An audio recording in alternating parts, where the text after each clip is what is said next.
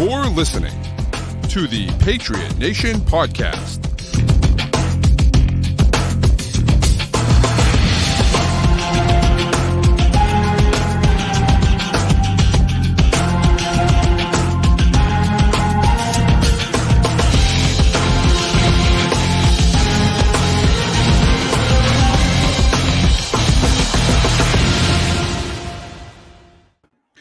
What's up, everybody? It's Matt St. Jean here. Welcome to the Pats Nation podcast presented by FanDuel here on CLNS. What a strange night and a strange ending in New England as the season starts with back-to-back games that really felt like the same game replayed over again. Patriots dropped to 0-2 to start the season for the first time since 2001. They fall 24-17 at the hands of the Miami Dolphins. Bill Belichick still winless against Tua Tagovailoa. A frustrating, painful, a brutal loss, and there's a lot to go over here.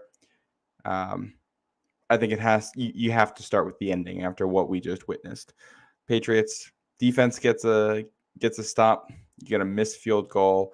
And for the second time in as many weeks to start this season, the Patriots have the ball, needing a touchdown to, in this case, tie the game. Last week, it was win the game. Offensive line can't hold up. Mac Jones gets sacked.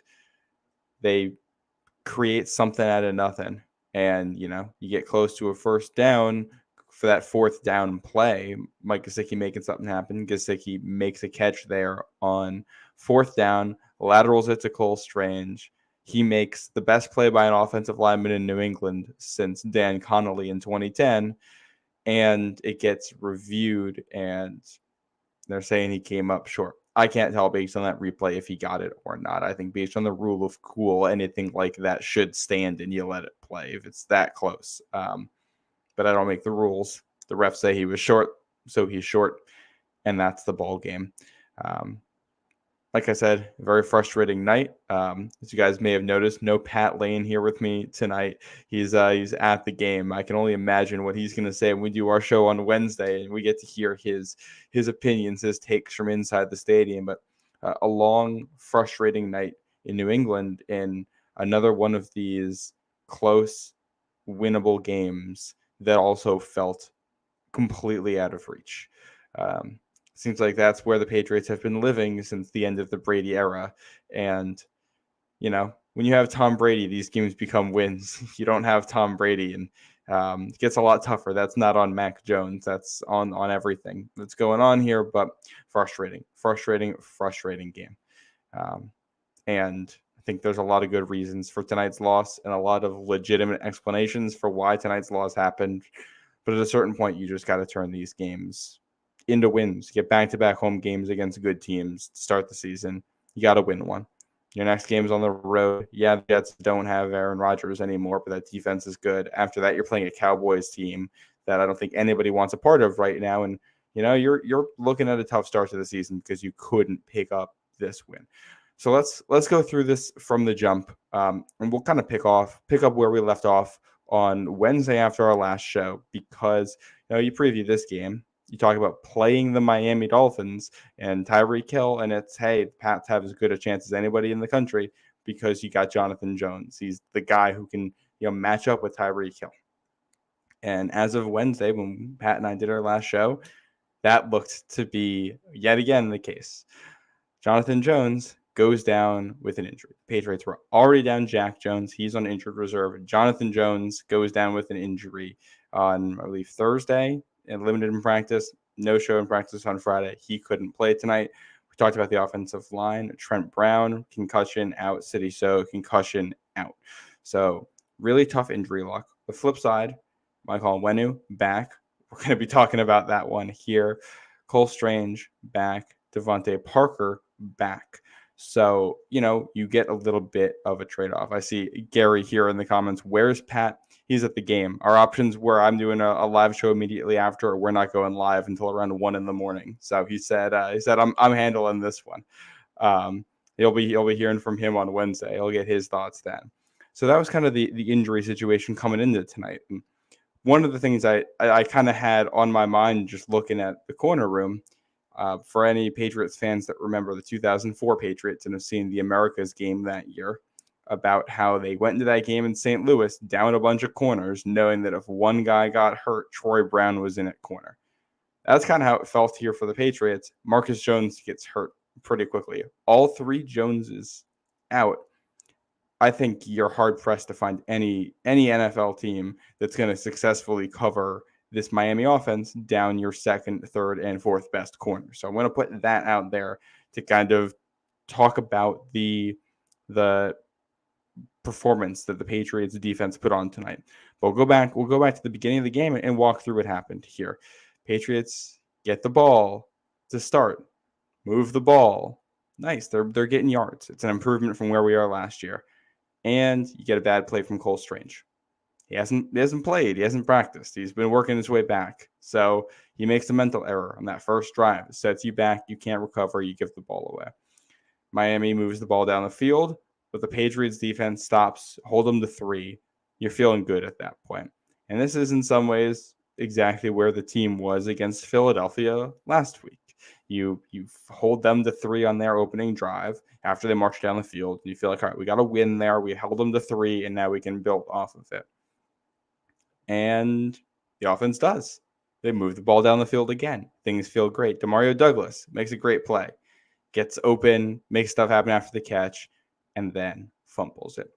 It's the second straight week where you get that early turnover that really kills you, especially when you're moving the ball.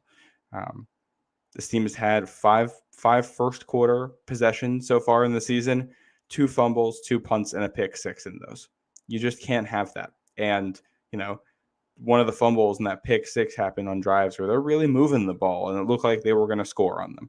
So you fumble, Miami goes down and scores, and right off the bat, you're down 10-0, and that kind of set the tone here. A lot of the post-Brady era has been trying to dig yourself out of a hole that you put yourself in. And here they are yet again. And it's Demario Douglas. He's a rookie, and Bradley Chubb made a fantastic play. It's tough to blame Douglas too much because it was a nice play by Chubb, but at the same time, it can't happen. He didn't see the field after that. It just can't happen. And that made it frustrating. I mean, you go down 10-0 to Miami right away. An offense as good as what the Dolphins bring to the table, you don't want to play catch up. And the team did, bounce back. You get a field goal there before the half, and you think we can make this a 1-possession game, and the defense can't hold. And I think this was one of the issues. I thought the defense made some really nice plays tonight. The defense wasn't bad. Defense isn't why you lost this game. But the defense, it's not at full strength, and you could tell. You've got Miles Bryant and Sean Wade out there playing big minutes. And people know I'm a Miles Bryant defender, and I thought he played very well tonight. You do not want Miles Bryant, playing 60 snaps in the game trying to cover Jalen Waddle. That's not a winning strategy, and that's not his fault. He gets put in that position because you got 3 guys named Jones at corner, and none of them are on the field. They're all hurt. So that's going to be something you got to monitor. Jack Jones seems like he's out through October. Jonathan Jones, we don't know the severity of his injury, but he obviously couldn't play tonight. And Marcus Jones, we're going to be waiting to find out exactly what's going on there. But I don't know what this defense is going to look like if all 3 of those guys are missing serious time. And I don't know how many defenses are going to play well with 3 guys as good as those guys missing serious time. So frustrating situation. That's the theme tonight. Lots of stuff like that going on. So that gets you to the end of the first half where, I credit to Mike McDaniel. That touchdown that the Dolphins scored before the half was brilliantly drawn up to get the matchup that they wanted. Tyreek Hill is very good at what he does, and they executed. And, Miami goes into the half up 17-3. And just like last week, you get down early, you got the turnovers, and the mental toughness kicks in, and you come back. This is not the Patriots could have kind of thrown in the towel here in the second half and not made an effort. It is a tough position to be in. But no, they gutted it out and they came back. And that's, I think, what's making this so tough right now, that it's very clear the Patriots aren't a bad team. They competed with the Eagles. They competed with the Dolphins. Both of those games through injury and through some bad turnovers and really bad plays all over the place. But when you make those bad plays all over the place and you got bad turnovers at a certain point, that's just who you are. It's only game 2. Maybe for the rest of the season, that's not going to be the case. But through a 2-game sample size, that is what's going on. It's a Miami offense that's very hard to defend. I thought Tua did a really good job of getting the ball out quickly. Patriots pass rush didn't have much of an opportunity to make an impact on this game because they were able to get guys open very easily. A lot of that's, you got 2 guys as talented as the receivers the Dolphins have. That's going to be the case. But you look at that second half. Patriots played much better football and came roaring back. The defense kicks into gear. The offense actually starts moving the ball and making things happen. And Christian Gonzalez, man, we're not giving away game balls for a loss, but if we're giving away game balls, Christian Gonzalez gets one. He gets the pick. Patriots got a little bit lucky with the touchdown they got before with some of the officiating on it, but they don't call it. Then there's no penalty. So touchdown before that to cut into the deficit. Christian Gonzalez gets the pick. And I think this is where things got really, again, frustrating. You get that big play to swing the momentum. And the offense, you immediately give up a sack. You just can't have that. This offensive line is not playing well right now. And we'll talk through all the positions there, but these guys are not playing well right now. They did not have a good night against the Miami defense that was not good at all last week. And you can't do anything out of that possession. Give the ball back with Miami in better field position they had before, and it turns into a 1-play touchdown drive. And those are the kinds of swings. It's not a turnover, but it feels like a turnover. You force Miami to throw a pick, and it turns into a negative play for yourself. You can't do that. And just that's how the night went. And credit to the offense, Mac Jones, for staying in it. And you go down 2 scores, and you come back and score another touchdown. Defense gets a stop. They played really well. And, you're able to stay in it and get down there. And yet again, it's a drive into opposing territory where you can't pick up a 4th down. And that's what the ball game hinges on. So let's go through kind of the position groups here and talk about, position group by position group, how we feel about what happened with the Patriots tonight. Quarterback, Mac Jones, I'm going to give him a B- here, I think, maybe a C+. He's throwing the ball a lot. He's hitting all of the easy ones. Completion percentage was up there, 31 of 42. We can't complain about that. 231 yards through the air. That's not too shabby. He threw for a touchdown in there. The pick he had, a throw to Devontae Parker. Parker, I think, where we're going to talk about this receiver group, could have made a much better play on that ball. I did not like the decision for Mac Jones to test Xavier Howard one-on-one. He got burned on that same exact matchup last year. It was not a good throw either. It did not give Devontae Parker a real shot at that football. And, where they were in the field, the Patriots offense was moving the ball. They kept getting into Miami territory. And once they got into Miami territory, the wheels would come off. And that was another example of that. You get into a scoring position, you can't be turning the ball over. And again, I think most of the time you throw that ball, that's not going to be a pick, but that's 2 times in 2 seasons that we've seen Mac Jones test Xavier Howard on Devontae Parker down the right sideline and get burned on it.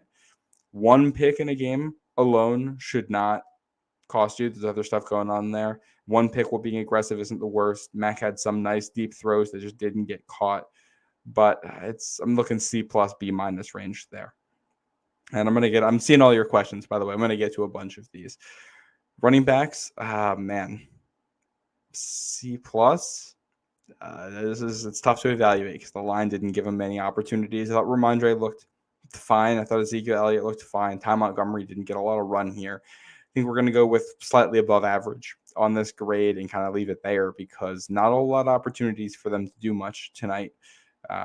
We'll say Ramondre Stevenson had a run that we thought was a first down that Bill Belichick challenged and did not get changed on the replay, which I think was very frustrating because he obviously got it. Didn't end up changing the outcome in any way. But when you look at the last play with Cole Strange and that play with Ramondre Stevenson, one of those getting overturned and the other one not, I think it's a tough situation. And yeah, it feels inconsistent from this perspective. The tight ends, again, I thought we're fine. We're pretty good. Mike Gesicki made some nice plays. Hunter Henry caught that touchdown. I think you wanted the two of those guys to have a little bit more of an impact on the game, but and especially blocking. I didn't think they were great at blocking, but nothing horrendous there from the tight end. They were solid contributors all the way through. I liked what I saw from those guys for the most part. Gesicki, 5 catches, 33 yards. Hunter Henry, 6 for 52 and a touchdown. That's what I like to see. They caught most of their targets too. Good stuff from the tight end room.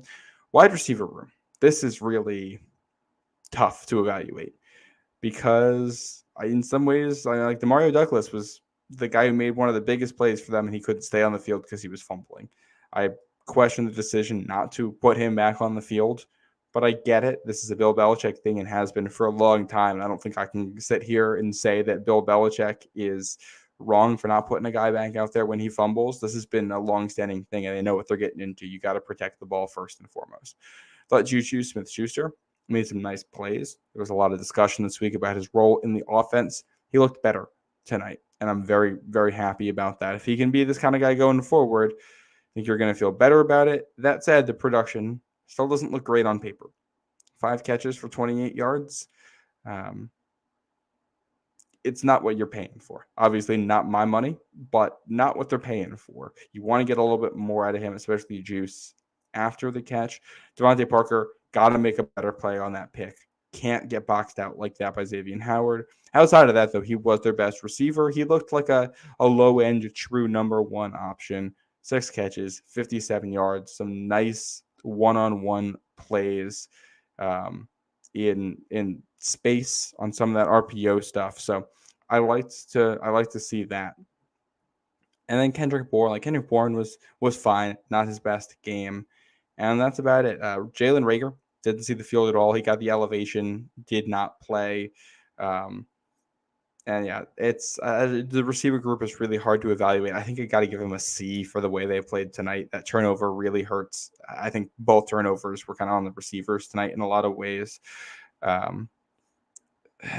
They were fine, but really nothing more than that. Nothing spectacular. I think the real issue tonight comes down to the offensive line when we're talking about the issues on the offense. Left tackle, Fedarian Lowe, a guy who was brought in, right when the roster was getting cut down there between the last preseason game and roster cuts. He wasn't great. If you look at the tackles the Patriots had this offseason, you got Trent Brown, you got Riley Reif, you got Calvin Anderson, you got Connor McDermott, you got Sidney So, even Andrew Stuber was a guy in the building. That's 6 guys. So Fedarian Lowe is their 7th best tackle. It's kind of what we're looking at right now. That's what they're down to on this offensive line. They got, street level offensive tackle level play from Fedarian Lowe. I think you got what was to be expected there. I can't criticize too much for that because, he's a guy who doesn't know the system that well, coming in trying to do something, but not great there. Left guard Cole Strange, he had a bad play on the first drive and kind of lost drive because of it. He got called for a holding penalty later on, I think the second or third drive. I think that was the third drive, and I didn't necessarily agree with the call, but it hurt them and stopped them in their tracks. Strange made some nice plays. We all know he made that great play at the end, which we thought was a first down. I don't think you're looking at anything spectacular from Strange. David Andrews, I think, had some real ups and downs. Mike Onwenu didn't play the full game, and Antonio Mafi had to come in at right guard. Onwenu, I thought, was fine at best. He still looks like he's working his way back. Mafi, I think, had some good moments, but a couple of bad plays too. And Calvin Anderson was really rough tonight. Van Ginkel there, the outside linebacker for the Miami Dolphins, had his number all night long, even with help, and that was tough to see. And I think this is kind of the issue with the offensive line right now. You got a left tackle who is their 7th best option considering all the guys they brought into the building. A left guard who didn't get any training camp because he got hurt. A center who was on the injury report this week. A right guard who didn't get any training camp because or anything this summer because he's been working his way back from a surgery, from an injury from last season. and a right tackle who you expected to be your swing tackle who got sick and who missed everything this summer and didn't get cleared until the day of cutdowns. When you describe it like that and look at the play on the field, it all makes sense. I have optimism that this offensive line can come together into something decent, but it was not tonight. I think it gets a D- based on what we saw. They couldn't get pushed in the running game against the Miami defense that gave up 200 yards plus on the ground last week. And that was the issue, really. This team has not been able to run the ball at all, and the offensive line could not do anything there, and that made everything kind of snowball from there. So rough stuff there. Yeah, it's just that's the area where they're going to have to improve. And get Jets defensive line next week, Cowboys front seven the week after that with Micah Parsons. It's got to improve starting now. There's no ifs, ands, or buts about it. You want to win games. You want to make the playoffs. You want to be competitive in the AFC. The offensive line has to start playing better. Trent Brown, hopefully coming back from this concussion, is going to help that. And City So, just being healthy and being a rotational piece should also help with that conversation. We'll talk about the defense, but first, quick word from our sponsors. Snap into action this NFL season with FanDuel, America's #1 sports book. Right now, new customers get $200 in bonus bets guaranteed when you place a $5 bet.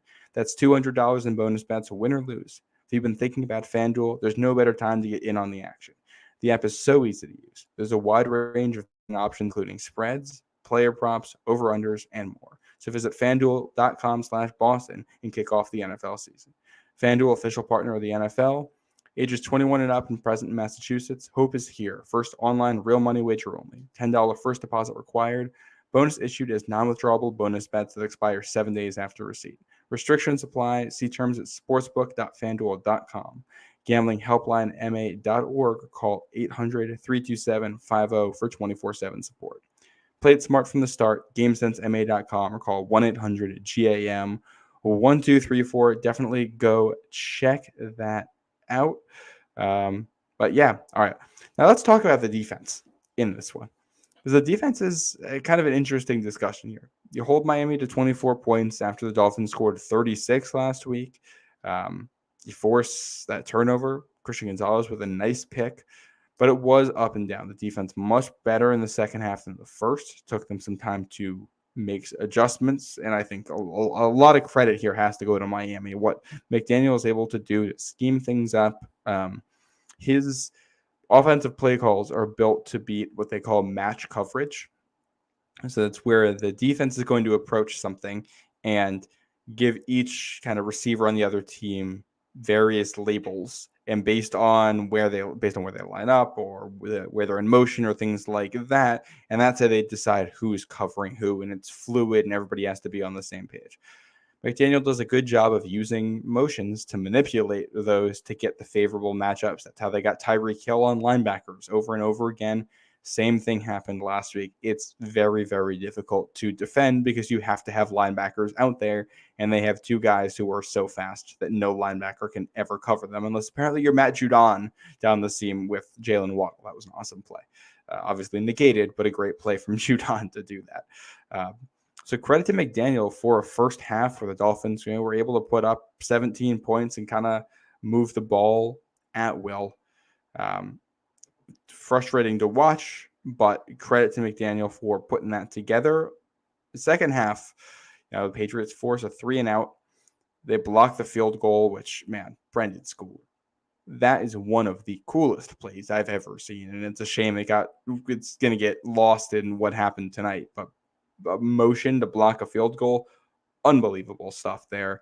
Kyle Duggar made some nice plays too, and then you get what do you call it? They force a punt right after that. You get a pick after that, and then it's the one-play touchdown drive. And this is the kind of the story of the Patriots of the last couple of years is the defense, or the team gets off to a slow start.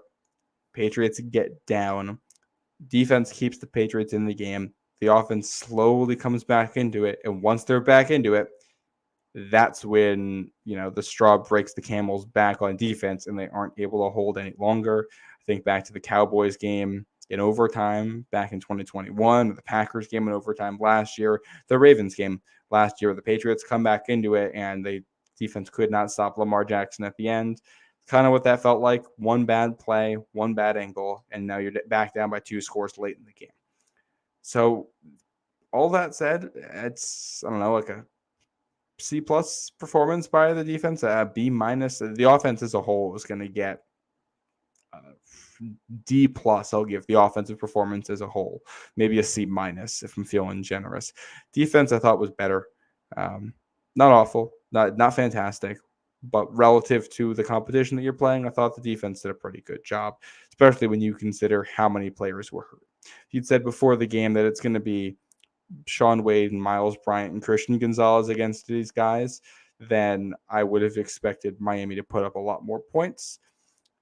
They just did it because they were able to score on a lot of possessions, and there's a blocked field goal and a missed field goal in there. So this easily could have turned into 30 points for Miami just based on what they had, and that was on special teams. So Miami's offense did move the ball, did regularly put them in position. The Patriots defense made enough plays to make this a winnable game, and that's been the formula there. The defensive line is just going to get a straight up C for me. They got pressure, or the few opportunities that they actually had to get pressure, which weren't that many because of how fast Tua gets the ball out. They didn't do much against the running game. They weren't awful against the running game, but they really weren't anything good either. And I think part of the game plan was to be, they were okay giving up some of the run based on the formations they were putting out there. So it's based on the game plan. I'm not going to hold that against them too much. So we'll give it a C there. Linebacker is a C as well. They got asked to do a lot of impossible stuff. Juwan Bentley's going to be on the field, and he's not going to be able to cover Tyreek Hill one-on-one.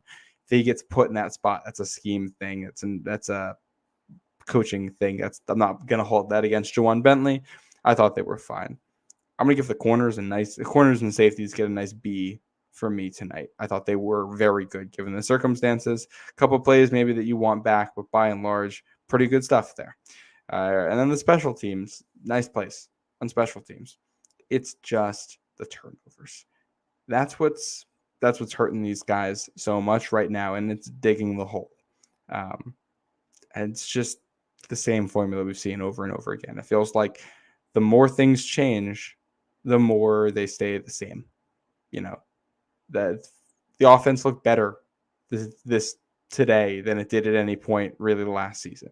And the defense is, making plays, and special teams is better and all that. But really, if you copy and pasted this game and put it into last season or put it into 2021, it wouldn't feel out of place. It would fit what was going on those seasons, Bad plays at bad times, penalties when you can't have them, turnovers when you can't have them, and coming up just short. Feels like they changed a lot, and the result isn't that different. And part of it is, that's what's going to happen when your offensive line isn't that good and is as banged up as it is. And that's going to happen defensively when your corners are as banged up as they are. I don't know if there's a team in the NFL that can lose 3 of your top 4 corners and however many offensive tackles the Patriots have lost throughout the last couple of weeks and have a competitive team. So it's good, but you have to turn these into wins. You lose this game. Big picture, you have to win in Miami when you go back down there. I think you got to do that, or you have to sweep the Jets or the Bills when you're looking at the division picture.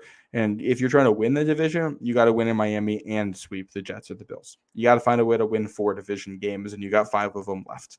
That's, I think, what you're looking to try to do here, which is a very difficult proposition because those teams are good and hard to beat. And it means the Patriots need to start playing better football. They need to start playing better football in the first quarter, most importantly. I do think one of the things that's on the Patriots side right now, in some ways the schedule doesn't look as difficult as it may have when we were looking at it this offseason. In part, no Aaron Rodgers. That's going to help you out. That's 2 games that are more winnable than we thought they were. That's going to allow you to, that'll give you a better chance to get out of an 0-2 hole than you would have expected. The Saints, they're going to play on Monday night. They did not look like anything special in week 1. Las Vegas does not look like a particularly good team. Washington doesn't look good. Indianapolis doesn't look good. The Giants don't look that good. The Chargers just lost to the Titans. They don't look that good. The Steelers really, I don't really, they're going to play on Monday night, but they don't look fantastic. Denver doesn't look that good. There's a lot of very mediocre teams or worse on the schedule right now for New England. And it gives you a lot of chances to get back in this. But I feel like this is going to be like the last couple seasons. And if you win the games you're supposed to and lose some of the other ones, it's going to come down to what happens in the division. And losing a home primetime division game is tough, big picture. It's just these are the ones you can't give away because you're digging a hole and you're making life harder for yourself down the road. And hopefully when you see Miami again, Jonathan Jones is going to be ready, and Jack Jones will be ready, and Marcus Jones will be ready, and your secondary is going to play a lot better. And hopefully the offensive line will have gelled when you've got guys who have finally been able to play together. The offensive line does not look that much better at all than it did last year. And that's kind of what this all comes down to. The whole team kind of comes down to that one thing. The offense doesn't have a lot of explosive playmakers. The offense is going to move the ball by consistently picking up small chunks and then protecting long enough to be able to hit some of the big chunks over the top, and by pushing guys out of the way and running the ball and softening up the defense that way. And if you can't protect long enough for the deep shots or get pushed in the running game, then all you're left with is short and some intermediate passes, and it makes life easier on a defense. And these guys are not good enough to consistently put together 75-yard drives, picking up 3-4 yards. They're just not that good to do it that consistently. So you need the offensive line to start playing better. That is what this comes down to, and it's going to have to happen next week. That's really it. See Paul Costa in the chat. When did the Pats ever win in Miami? This is why you want to win this one, because you don't want that to happen. That said, 0-3 is what comes to mind. I think we actually just that was our trivia question last week. We was talking about that 0-3 game. But yeah, they don't win in Miami that often. I'm not remembering the last time they did off the top of my head. So you really gotta make it happen. There's no real wiggle room left in this season. You have to be a legitimately good team over the next 15 weeks, because you've been not a bad team, but not a good enough one over the first two. And the sky is not falling here. Losing to Philadelphia at home in a vacuum it's not the end of the world. Losing to Miami at home in a vacuum is not the end of the world. The fact that you get put in this position right off the bat and you're starting off the season the same way you've been starting off these games, by putting yourself down early, just puts more pressure and limits your margin for error for the rest of the season. And I don't know if these guys are good enough to win this many games in a row and string it all together when the margin for error is that thin. I hope they can figure it out, because I think we've seen flashes from guys. We talked about the wide receiver room too. Jalen Reagor not on the field. Kayshon Boutte was a healthy scratch, and I thought that was very interesting that they wanted Jalen Reagor over Boutte and then didn't play Reagor at all after Boutte had 2 catches that would have been catches in college but not in the NFL last week. I think that's something to monitor, whatever ends up happening there, and whatever ends up happening with Tyquan Thornton as well, because I think this shows they want some speed on the field, and we'll see what that looks like once Thornton is healthy, if he's healthy at some point. But Reagor, in complete non-factor in the offense, didn't do anything. The other thing, you're the gadget guy in offense too. Here's Marcus Jones who got hurt. So yeah, it's tough. Yeah, I see Francisco Guzman says Pats fans overrate these wideouts. Every year I hear how great this group could be.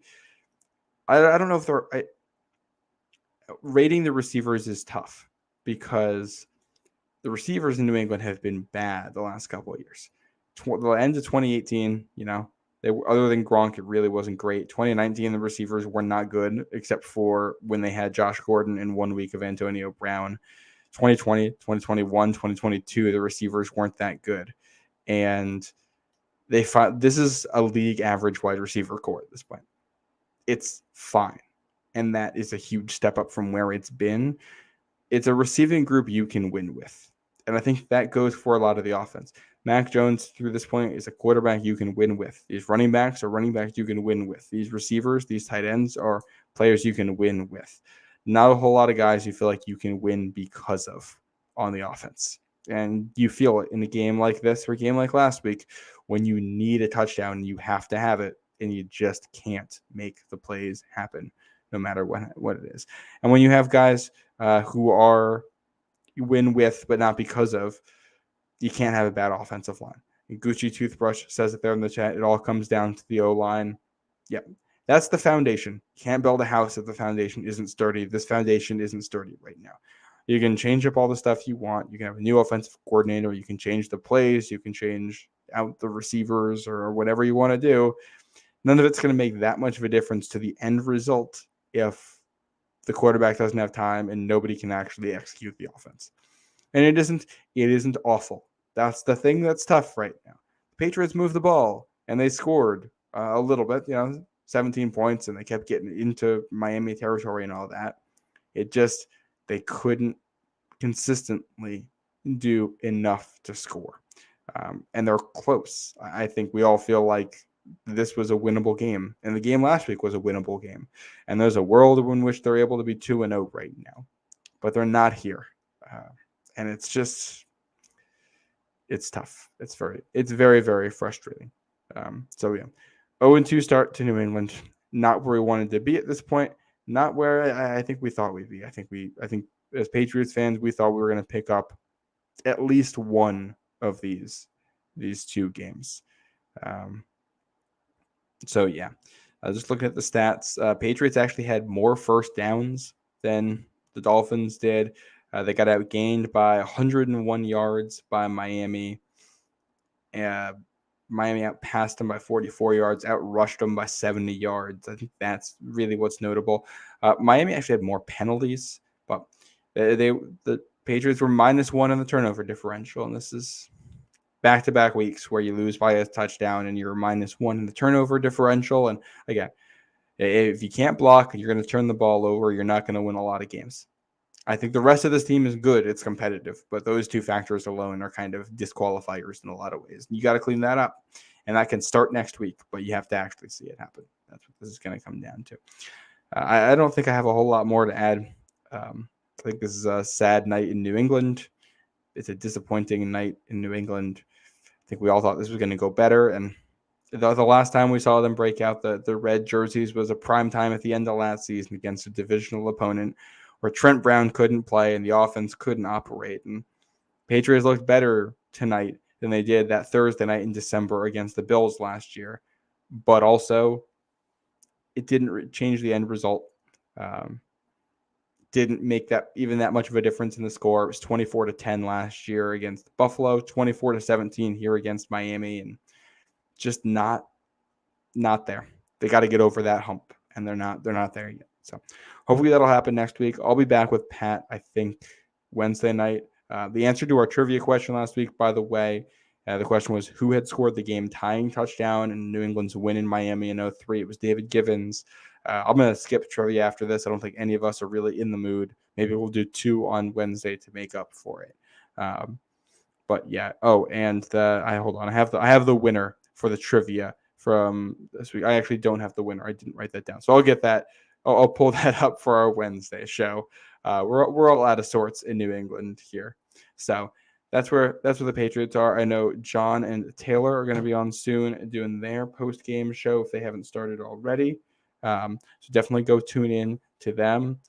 Otherwise, I am Matt St. Jean. Pat and I will be back on Wednesday to talk about what the Patriots have to do to get in the winning column for the first time this season against the New York Jets. The Zach Wilson-led, potentially, New York Jets on Sunday. So long from us here at Pat Station Network. Have a good night.